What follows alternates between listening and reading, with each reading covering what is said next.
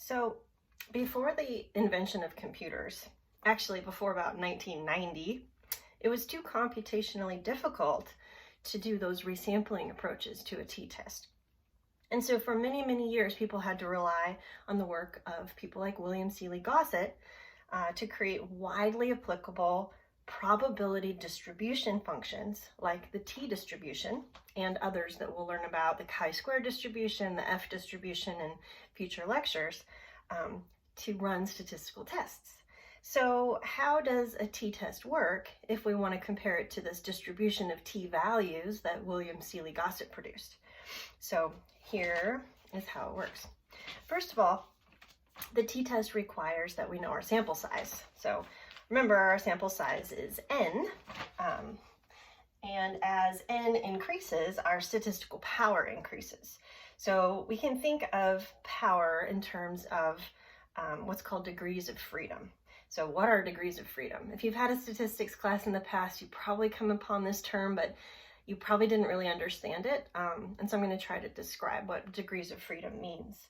So I want you to consider a set of numbers. So we're just going to start with a set of just totally random numbers, 17, 3, negative 50, okay? This set of numbers is free to be anything it wants until I know something about the set. And so if I say that the set of numbers has a sum of 20, okay? So if I know that the sum is 20, this last number now is no longer free to be anything, right? It's actually, it has to be one number. So negative 50, this is 20, right? So basically my number here has to be 70. So this number is not free to be anything. And so the degrees of freedom would be n, which is 4 minus 1. Okay, so that one number is not free to be whatever it wants.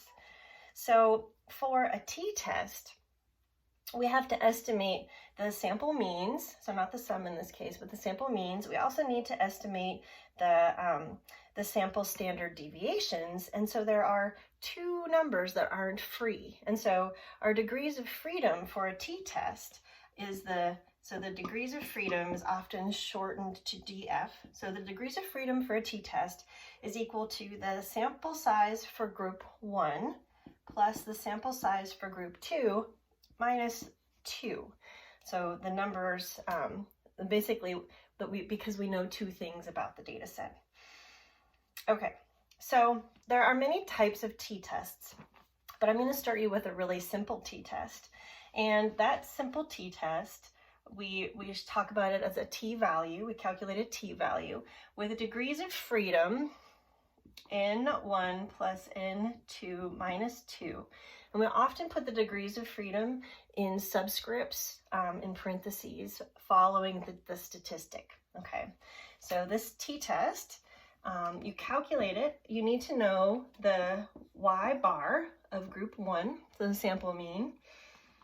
You need to know y bar of group 2, and then that is divided by the standard deviation squared for group 1 divided by the sample size for group 1 plus the standard deviation squared for group 2 divided by the sample size for group 2. And this is how you calculate a t-test. So if we were to go back to the ant nests in the field and the forest example, we know that our means were 7 and 10.5. And with that little tiny data set and what you know already about calculating standard deviations, you could calculate the standard deviations. I've done it for you here. So basically 2.19 squared divided by 6 plus 1.50 squared divided by 4. And if we calculate this value, we get negative 3.21 is our t, and our degrees of freedom were 6 plus 4 minus 2. So our degrees of freedom are 8. So this is how we would report the results of our t-value. A t with 8 degrees of freedom equals negative 3.21. Now the p-value, we don't know.